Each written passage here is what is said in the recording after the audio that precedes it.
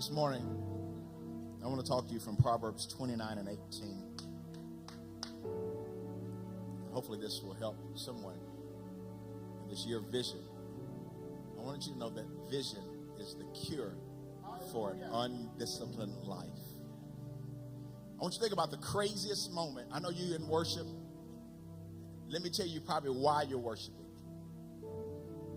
Think of the worst heartbreak or the worst disappointment in your life, and you flipped out and you lost vision and you went and did something stupid out of revenge. Think about the times when you had lapses of judgment. You just wasted moments. I guarantee you in those moments, you had no vision. You couldn't see beyond the pain. You couldn't see beyond the frustration. You couldn't see beyond the financial moment. But I want you to know, God's not finished. There's vision beyond your pain. Your condition is not your conclusion. God's not done with you yet. I ain't gonna have you talking to your neighbor all day, but just lean on somebody and tell them your condition is not your conclusion. God's not done with you yet. For me personally, I can look back and think of all the money I've blown and wasted because I had no vision for it. All the opportunities I blew, all the weight I lost, gained back, lost again, feel like you're here, feel like you're there, and one moment here, there, and the other, because I had no vision. This is a new year. How many of y'all made some New Year resolutions? Wrote your little vision on the wall. How many of you lost sight of that vision since you done made it? Krispy Kreme still has hot now signs, and I just said I was going to do better. Or, how many of you just said, God, I need you to hold on 1 minute. I know I shouldn't be doing this, but they deserve, I'm going to cuss them out right now. I'm going to let them have it. I'm going to get back to you when I get finished. And now you're labeled as something because you lost sight of vision. It's in those moments that we lose sight of vision that we do crazy stuff. And whether you realize it or not, y'all hear me, the key to moments like you're saying that we just experienced and the key to breakthrough in your life is vision. Many of us are praying for deliverance, but what you really need is a vision. God, rescue me out of this. And how many of you, be honest, that you've experienced moments like this where you see God bring you out only for you to get right back in something else or the same thing? What many of us need is a vision for something better than where we are. So here's my main idea today. A life of vision is not a life of perfection. It's a life focused on this internal picture from God that you align your life with. It's not about doing everything right. It's about knowing what's right and aligning my life with that. I'm going to read you 3 versions of the same scripture, and that's what I'm going to preach from this morning. Proverbs 29 and 18. You can follow along. If you got your Bible, your smartphone, follow along with me there. If you don't have it, it's there on the screen. But I want to challenge you to read it this week. New King James Version says, when there is no revelation, the people cast off restraint. But happy is he who keeps the law. English Standard Version says, when there is no prophetic vision, that is a picture of a preferred future. Some of us have a picture, but it's not the one God sees. We need a prophetic vision of what God sees for our lives. When you don't see it, the people cast off restraint. But blessed is he who keeps the law. The Amplified Version says, when there is no vision, no revelation of God in his word, the people are unrestrained. But happy and blessed is he who keeps the law. The Urban Dictionary, the Hood Version, or whatever you want to call it, Jason 1:1 says, when you don't have a vision, you're going to act a fool. And a fool you will be. An unrestrained life is an undisciplined life. And how many, be honest, say there's some areas of life that need discipline? Am I talking about it here? Discipline is when you put self-imposed standards in your life for the sake of a higher goal. You don't need discipline from the outside all the time. It's when you discipline yourself from the inside, because a man without vision lives a loose life. Vision simplifies life. Vision picks your friends. It picks your dating. It picks your where you work. It picks your spending patterns. Vision picks your diet. It picks your connections. It picks your direction. When you have vision, it cuts out a whole lot of foolishness in your life. Let me give you some principles before I show you how to live a disciplined life. The first thing you got to understand this. There's a concept called the eye of the mind. Now, it's not a third eye. It's not anything humanistic. It's actually biblical. What you see through when it comes to vision is you see things through the eye of your mind. It's an internal image that God gives you to see a thing before you see it. We're in a transitionary place in the school here. This is not our final place, but it gives us the room to build what we see before we see it. I know some of y'all doing real well right now. You driving good cars and living in nice houses, but anybody remember that one-bedroom apartment? And you used to drive through neighborhoods and imagine them building your house. And you left with great joy going back to that one-bedroom apartment. Anybody, I know y'all, I look at y'all every Sunday. Y'all look real good. But anybody remember when you had but a couple of outfits and you had a mix match and you had to make it work, and now you in your closet, any, mini, miny, mo, I don't know which way to go, but when you had nothing. Well, let me take you back. Anybody remember when your heart was broken and you crying in the middle of the night because you're sitting there by yourself, stuff did not work out, and in the middle of that moment, God gave you a word. God told you weeping may endure for the night, but joy may come in the morning, and that joy got you through. That's what you see through the eye of your mind. And every believer in this room, you got to see something. You got to see beyond where you are. I saw this dude on campus the other day. He had him a Subway suit on. He had this Subway thing on, riding his bicycle. I said, that's my kind of grind right there. That dude liable to run it one day. Boy, if you got the kind of grind that will ride a bicycle to Subway, oh, yeah, that's the kind of person you want to hire, because there's no shame in the gang. There's no pride about them. They're on their way somewhere. While most people are crying and complaining, I don't have this and I don't have that. This joker had enough gall in him to get on his bicycle and go to work. He saw something. All of us have to see something. And here's the reality. When you see with the eye of the mind, this is where talented people struggle. If you're in the athletic arena, you will bear note of this. Talented people struggle in many instances because they think their talent is enough. And the end goal of their life is their talent, is their gifting, and they don't have a sight of what they can do with their talent. If you ever marry vision with talent, you got an incredible combination. Do you know how many people are walking the streets of Murfreesboro, Shelbyville, Nashville, who were full of talent just like you and I, but had no vision for that talent, and you died nothing more than a talented person? You need more than talent. You need more than good looks. You need more than hips, lips, and fingertips. You need more than waves and a nice body. You need more than a six-figure income. You need a vision for your life. Because talent, skill, and ability are not enough. You set goals based on vision.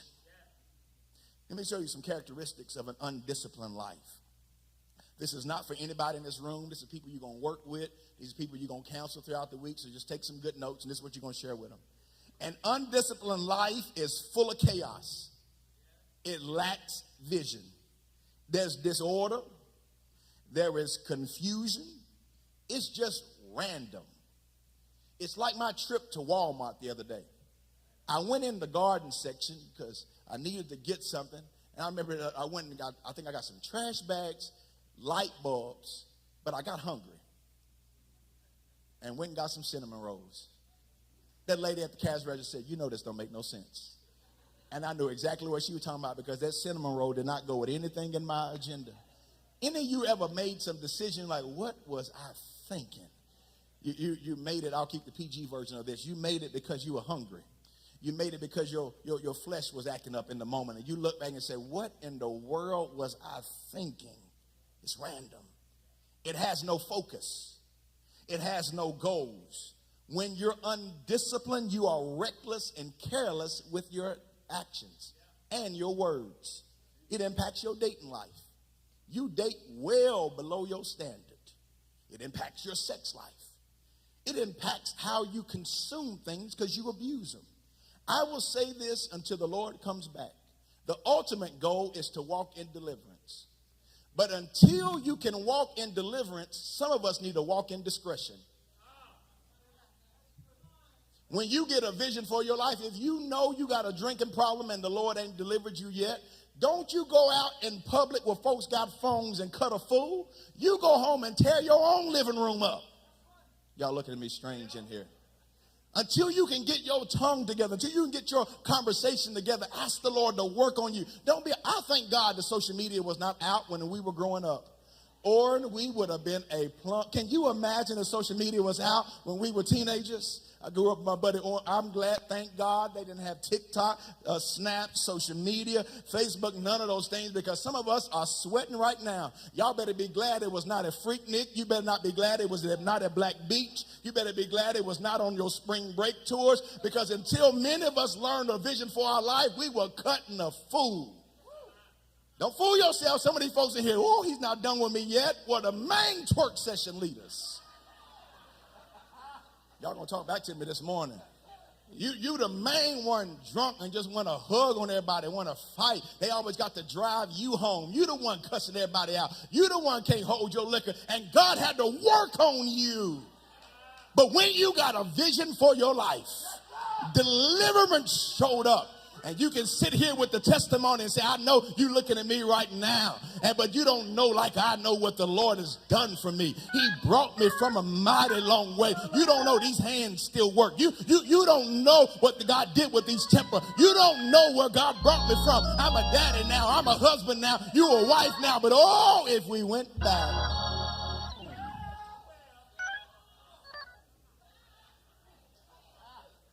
I can stay right there, but I'll move on. When you live undisciplined, you don't see anything, so there's aimless living.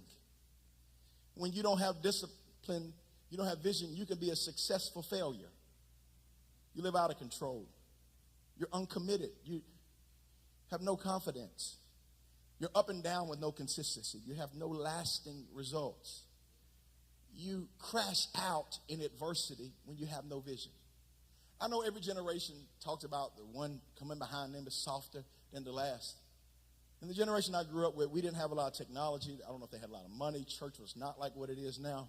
But you know what I loved about what I saw about the people ahead of me? They went through. When I tell you they went through, some stuff that we checking in mental institutions for, they got up. And I know some of us need to see therapists. You need a therapist. You need some holy oil from Egypt. You need some water from the Nile. I mean, you need all this. But they kept going. There's purpose in your pain. And when you got responsibility, you can't quit everything.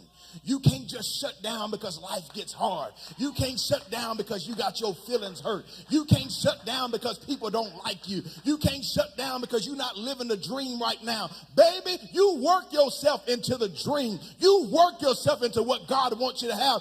We need some saints with some vision that says, I'm going to go through the fire and come out as pure gold. Now, I'm not saying you don't address your pain, but address it while you keep going. Don't you stop doing what God has created and called you to do. Let me give you the characteristics of a disciplined life.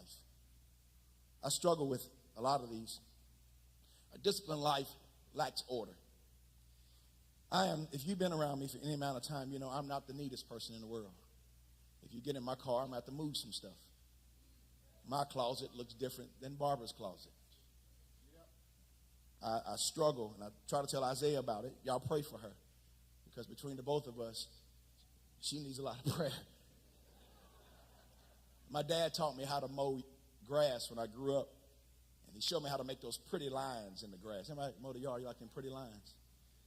Well, I wasn't ready for this. When I got married, Barbara and I had never lived in the same city. We dated long distance for 3 years. She was in Midland, Texas. I went from Chattanooga to Philadelphia to Nashville. And that was the first time we'd ever lived together. And she's a little neater than I am. One of our first arguments, I walked in the room, and she fussed at me because she liked vacuuming, and she liked to see them pretty lines. She said, I know you didn't walk on my lines. Ain't that what they make carpet for? I lived a great bachelor life. I washed clothes. I put them in the basket, and many times they never made it to the drawer. Why not? Why fold them? I'm going to use them anyway. Sister Barbara wants a cup put up as soon as you drink it. She wants you to fold your clothes and get this, fellas, close the drawer the whole way. Ladies, I don't know what it is about open drawers that drive y'all nuts. You got to get in it anyway. close the drawer the whole way. We're going through. But order was tough for me. And what's tough for many of us is order. You just can't do stuff when you want to do it, how you want to do it, particularly when you're connected in a community. You got to have some order. When you have disciplined lives, you have goals, you have standards, you have values. All my single ladies, holler back at me. You got to have some value. I ain't Tyler Perry, but you could do bad all by yourself. You sitting up here, ladies, y'all got it together. Y'all working hard, paying bills, got good credit scores, got good jobs. I mean, you driving nice cars. And you're going to let some joker who don't work drop you off at work, drive your car all day, and get back smelling loud with no music, picking up whoever else then pick you up from work and ask you what we going to eat? No, we got values. Fellas, I ain't going to leave you out. We got some high-value men in here. We are more than just biceps and triceps. Ladies, y'all just can't keep using us because we just look so good. We're all this more than just this testosterone and masculinity. We have feelings. We want people to listen to us too. Come back to me. Let me tell you something. I'm making fun of it, but when you got values, you won't let people talk to you crazy. When you got values, you won't let people treat you crazy. You won't let people threaten you with their absence like your life gonna fall apart. You better pull that Beyonce spirit. You must not know about. I ain't got to have another you in a minute. I'll be fine by myself until God send me who I need, because I'm not going to settle for because I'm lonely. I'm not going to make another lonely decision, another low self-esteem decision, because I know who I am. Somebody say, I got value. When you have values, you have convictions. It's not that you live perfect, because all of us in this are wrong in some area of our lives. But here's the reality is I never call right wrong. I know what right is, and I set the standards. The challenge is when you start to label wrong as right, that's when we get in confusion. But I'll never call wrong right. I know what right is, and I got to align myself to it every day of my life. I'm committed when I have a disciplined life. We're getting ready to start life groups through our men and women. Ladies are going to have a prayer praise in pajama on January 24th. We're going to turn rows into circles. And a disciplined life, you join a group where you talk to somebody, where you open up and you learn the word together. And you know what else you do? You handle adversity well. I'm going to get out of your way and I'm going to pray. I'm going to show you how to live a disciplined life. Are you ready? Number one, you got to get some vision and clarify it. He said, where there is no vision, people cast off restraint. We fuss on the no restraint, but you got to start with vision. When vision clears, pace accelerates. When you cannot see, you slow down. So God wants you to get a vision and get some clarity around that, because Satan loves confusion. He wants you to stay in confused relationships. He wants you to stay in confused friendships. Y'all don't know what each other are. Y'all just ordinary people. We don't know which way to go. And over the course of time, you're hurting each other. You got to bring some definition to what it is you're doing in life. Where am I going? I can't just have confusion in every area of our life, because when I get a vision, all the confusion stuff falls apart. Right out of college, I was struggling. Somebody say struggling. And not because I had to, but because I mismanaged. I never made that much money in my life. Had a car note that was as much as my apartment. And I was sitting in church, and I had met Barbara, and Barbara had a good job. She was doing good for herself. She was telling me how she was traveling and doing stuff.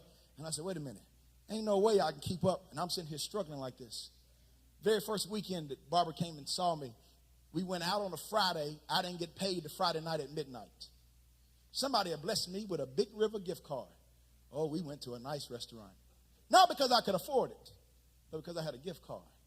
I went up to the waitress so Barbara couldn't see me, and I paid her with a gift card so she wouldn't know I was broke. Oh, but when midnight hit, y'all looking at me strange like you don't count the clock to when that direct deposit hit your account. I was a brand new man. But I lacked vision. And I remember I worked the sound at the church I was a part of in Chattanooga then, and I looked to heaven and said, I can't keep living like this. These folks in here shouting and dancing. We praising God, got all this word, and I'm sitting here broke, struggling, low self-esteem, and God gave me a vision. He said, Jason? I said, Lord, yes. He said, this is what you need to do. Number one, get you a roommate. I found a guy that we got along good. We split the rent in half, and that freed up some money. He said, now I need you to focus on your job. I didn't realize I was struggling on my job because I was more focused on what my job can buy me than the job, what they were doing, what they were paying me for. I got my job together, not just to fast forward the story. I got promoted. Next thing I know, I was moving to Philadelphia. They gave me a signing bonus you know what? I was very tempted with that signing bonus. After Uncle Sam took that 28%. They had King of Prussia Mall in Philadelphia. And I could hear outcasts in my ear. Ain't nobody as dope as me. They had Neiman's. They had Saks. And I had a BMW, and I drove up front and let them park my car. Walked in there clean, and something said, no, sir, that's how you got here in the first place. I know you got a vision to look good, but some of us have got to make a decision. We rather be good than look good. Because some of us in this room, you look good right now, but are you as good as you look? God gave me I got my soul together. I got my heart together. I got my values together. I quit trying to impress people, and I started focusing on what was right, what was real. I worked on my selfishness. I worked on my immaturity because I got a vision and clarified it. After you get a vision and clarify it, y'all hear me? You have a young person in this room. You got to have a vision for your life. I challenge you, if you're single in here, do not date till you get a vision for your life. Because you will wake up one day, if you don't have a vision, and have to choose between your vision and your partner. Because more than likely, you will have compromised what you wanted to just be with them. You want to be with somebody, I don't know how I'm here with singles, you want to be with somebody walking the same walk you walking. They got the same dreams that you dreaming. That y'all not competing with each other, they're not intimidated. And you sitting here getting promoted, they sitting there, their lips poke out. What about me? When God gonna bless me? Can we celebrate me for a moment? I want somebody that we can celebrate together. We're walking the same path together. Then the next thing you got to do is lock in. Focus on the vision and block everything out. I know I'm not locked in when I'm entertaining mess. If you got time to listen to who doing what and who doing who, you're not locked in. We need to get a life. Look at your neighbor and say, get a life. Find somebody else, tell them, get a life. When I get a life, I'm locked in. I'm not worried about gossip. I'm not worried about anything else. I know what God has for me. I know that he gives me 12 months in a year, 6 months to mind my own business and 6 months to stay out of yours. Because I don't want to get to the end of my year and know everything about everybody except for myself. I want to know. I don't know what your struggle is. I don't care. Pointing out your problems don't solve mine. I need to lock in. Your neighbor said, you locked in? I got this little electric car, and the guy who I bought it from his lot, he has one too, and he said, I'm going to teach you about it. And we were driving his little Tesla on Unionville-Decent Road, and it was at night. He said, I'm going to show you my autopilot feature. He's got the enhanced one. He can drive his from his car. He put his destination in, said, take your hands off the wheel. We were driving the car, hitting these curves. He said, don't you touch that wheel. I said, bro, you testing my trust issues right now. He said, don't touch that wheel till it tells you. I said, what you say? He said, it'll tell you when you need to touch the wheel. We driving, I'm getting ready. He said, don't you touch it. And it finally says, touch the steering wheel. It was touching it to make sure I was still locked in, not that it needed my help. God is the same way. It ain't that he needs our help. But there are times when you just got to lock in for a moment. He said, I want you to praise me while you're going through. Not that I'm not going to bring you out, but I just want to see if you believe in this moment that I'm going to do what I said I'm going to do. I'm taking these curves. He said, now take your hand off. There are moments when God wants to see if you locked in. Not that he needs your help, but he needs your faith. Y'all, I'm nervous. Feel like I can't afford this car. And we driving and his car stops. Especially his car stops. You know about these Teslas. I said, bro, I didn't do this. I didn't touch nothing. You told me to take the hand out the steering wheel. My hand's not on nothing. And about 30 seconds later, he said, it's all right. He saw it on the screen. Some deers just start coming by. The car picked up something that I didn't pick up. When you lock in and let God do his work, he'll protect you from danger seen and unseen. Sometimes no is not God hurting you, it's his redirection. Sometimes there's stuff that you don't see that God's trying to keep you from. That he said, if you'll just trust me and lock in the moment, you don't see what I'm doing, but let me do my work. Somebody say lock in. The next thing you got to do, let's see if we shot on this one. We got to mature. Vision places a demand on your development. You cannot stay immature and have vision. When you would quit, vision says, I can't. When you would throw in the towel, vision says, no. You can't be sensitive. You can't get your feelings hurt all the time. Everybody ain't going to like you. Everything ain't always going to go your way. Things are not always peachy cream. You're not going to work every perfect job. There's not going to be no perfect place. But there's some stuff, because you got vision, you got to push through it. Maturity says, I got a responsibility. Y'all shouted a minute ago. Can y'all talk back to me? Have you ever, let me find you. Has anybody ever found themselves in a place that you never thought you'd be a single mother or a single father? You ever find yourself in a place that I didn't imagine this is what my life was going to look like at 48 years old. I did not imagine that I'd be carrying this by myself. But when you got vision, maturity comes out of nowhere. It says, I didn't know I could handle that. I didn't know I could take that. I didn't know I was going to have this extra responsibility. You didn't know you were going to be a grandparent raising your grandchildren. You didn't know that you were going to be working 2 and 3 jobs just so you can get some stuff took care of. Because God gave you vision. You can get through those tough moments, that you can do some stuff that you never said you can do. But if you lose your vision, vision doesn't change your condition. It's just not driven by your conditions. Vision says, in the middle of my condition, this is not going to be like this. This is not the way it's supposed to be. I see God working it out. I didn't know this was going to happen. I didn't know. I thought I'd be further than this. I thought things would be different. But because I see something, I don't succumb to my environment. When you lack vision, you'll snap and cuss everybody out. You'll always be irritated. You'll be mad with life. You'll look like you're drinking prune juice and sucking on lemons all day long. Some of y'all like lemons. Let me find something else. But you'll look like the weight of the world is on your shoulders. You'll walk around like you got morning breath all day. You'll walk around here just mad, chip on your shoulder, because you can't see a way out. And the easiest thing to do is quit, because you'll tell yourself, I don't need this no way. Y'all ain't never been there before. But when you got vision, you'll go through hell and act like you're in heaven. When you got the vision, maturity stands up and says, you know what? If people ask you how you're doing, I'm not doing all right, but I'm going to keep on going. Because I'm not moved by what I see or feel. I'm telling you what I know. I'm moved only by what I believe. That victory is mine, and I can see it through the eyes of my faith. And I'm not going to do something stupid. I'm not going to do something silly because I'm in a rough moment right now. I got vision beyond where I am, and the vision is going to drive me, and I'm not going to act undisciplined. I'm not going to cut a fool because I'm in a foolish situation. And the last thing to do, I'm out of your way. You got to wait and see the results. We start with the results when you want discipline. But discipline don't start when your waistline starts to trim down. Discipline don't start when you pay your bills off.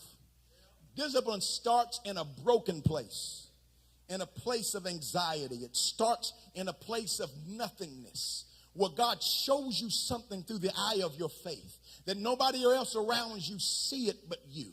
But you are so locked into something greater than where you are that you say, listen, I cannot live an undisciplined life because I see something. I'm high value. I have standards. I know you don't look like it right now, but I'm moving towards something great. And here's what you will see. Results will show up. Redemption has more to do with the time you have left than the time you wasted, because God can do with more what you got left on the clock than with the clock you wasted. Acceleration starts to happen. I've showed y'all this, many of y'all before. Let me show you what it looks like when you watch and see the results of God. We do the big give every year. This year we raised $20,000. During the pandemic, when not many people were in the seats, we raised $20,000. Show you what vision looks like.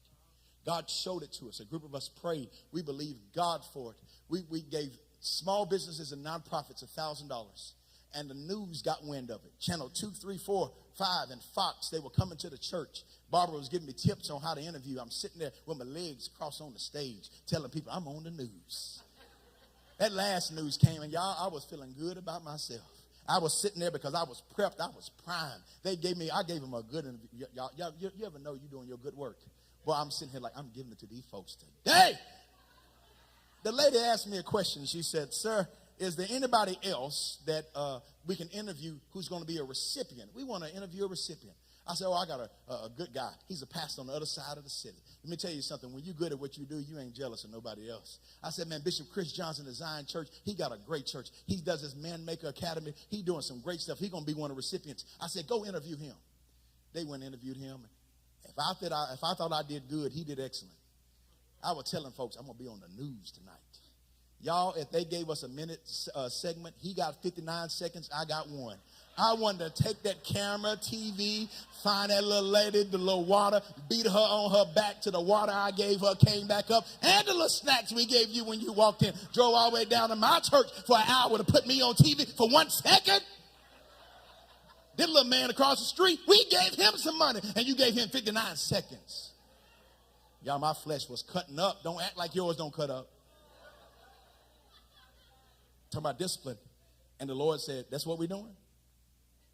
That's how we act? Are you doing it to bless people? Or you doing it to look good? I said, all right, God, I got you. The Sunday, kid you not, always happen like this. The Sunday, we were going to make the announcement.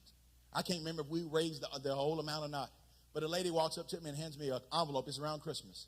Everybody hands you envelopes around Christmas. I got in my office, and I started opening envelopes, and I opened the one she gave me. Y'all would not believe what's in that envelope. One check for $20,000. They gave us the entire amount because somebody heard about what we were doing. If you will be disciplined, vision will speak for itself. It don't need my big mouth. It don't need my ego. It don't need my pride. It don't need my flesh. It just needs my faith. And if I can get myself in line with what God says, I'm going to see what he says, and my life is going to line up. Why? Because he gave me vision, and he just needs me to lock in the name of Jesus. Y'all stand to your feet all over the building.